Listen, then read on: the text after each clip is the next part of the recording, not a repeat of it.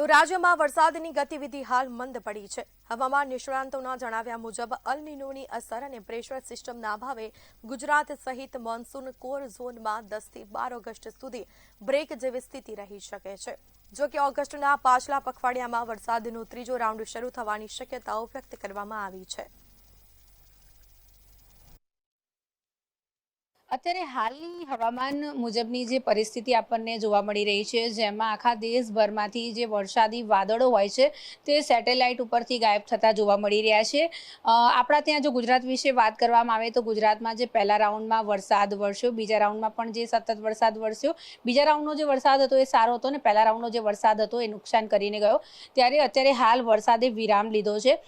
Satellite ઉપરથી જે વાદળો ગાયબ થયા છે વરસાદના, એને લઈને સતત ખેડૂતોની ચિંતા જે છે તે વધી રહી છે અને દેશમાં ચોમાસાની ઘટ જે છે તે પણ જોવા મળી રહી છે। આ જ બધી બાબતોને લઈને આપણી સાથે નિષ્ણાંત જોડાયા છે। અશોકભાઈ હવામાન વિભાગના નિષ્ણાંત છે, એમની જોડે આપણે વાત કરીશું અને એમને આપણે પૂછીશું કે હાલની શું પરિસ્થિતિ છે। જે પ્રમાણે વરસાદી વાદળો ગાયબ થઈ રહ્યા છે એનું શું કારણ છે? ક્યાંક ને ક્યાંક અલ નીનોની અસર કે કેમ? અલ નીનોની અસર તો શરૂઆતથી જ હતી, પરંતુ જે આ આક્રમક અને એક સાથે જે વરસાદ આવ્યો એ પણ એક અલ નીનોનો ભાગ જ છે। કારણ કે જ્યારે બી અલ નીનો હોય ત્યારે જે વરસાદી સિસ્ટમ છે એ અનિયમિત થતી હોય છે અને આ ચોમાસામાં આપણે અનુભવ્યું કે કોઈ પણ વરસાદ પ્રેશર સિસ્ટમ વગર આવ્યો નથી અને સતત ચોમાસું રહ્યું નથી અને પહેલો રાઉન્ડ નુકસાન કરી ગયો, બીજો રાઉન્ડમાં આપણે ચેતવણીને કારણે અને સતત વરસાદ ધીરો ધીરો પડવાને કારણે આપણને ફાયદો થયો। પરંતુ અત્યાર સુધીમાં 3 રાઉન્ડ આવવા જોઈએ, એના બદલે હજુ 2 જ રાઉન્ડ આવ્યા છે અને જે અલ નીનો છે એના સંદર્ભમાં આપણે કહીશું કે ભારતમાં લગભગ એવરેજ 30 થી 50% વરસાદની ખોટ છે અત્યારે નોર્મલ કરતાં, અને ગુજરાત ખાતે લગભગ 25 થી 30% ખોટ। અચ્છા, સૌ કોઈને એક જ પ્રશ્ન થઈ રહ્યો છે કે હવે વરસાદ ક્યારે આવશે, નવો રાઉન્ડ ક્યારે ચાલુ થશે?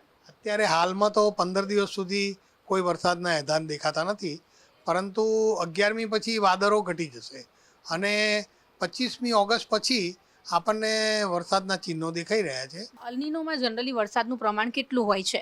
અલ નીનોમાં વરસાદનું પ્રમાણમાં વધઘટ આપણે નથી માપી શકતા, કારણ કે ઘણીવાર એક સાથે વરસાદ પડી જાય તો એ આપણને વરસાદમાં એકંદરે ટોટલ વરસાદ પ્રોપર બતાવે છે, પરંતુ જે નિયમિત પડવો જોઈએ। તો ભાઈ હાલ ગુજરાતની શું સ્થિતિ છે?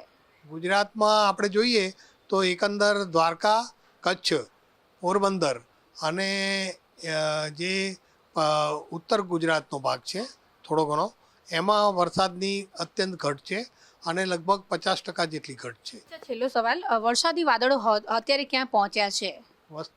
વરસાદી વાદળો અત્યારે તો હિમાચલ પ્રદેશ અને વેસ્ટર્ન ડિસ્ટર્બન્સ એટલે કે પશ્ચિમી વિક્ષોભને કારણે કાશ્મીરને ઉત્તરાખંડને બધે તબાહી મચાવી રહ્યા છે।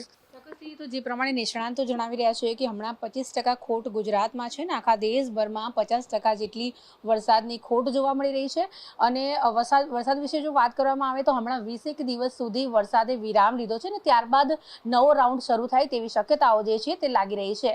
કેમેરામેન ધ્રુવ સાથે અનિતા પરમાર, મંતવ્ય ન્યૂઝ, અમદાવાદ।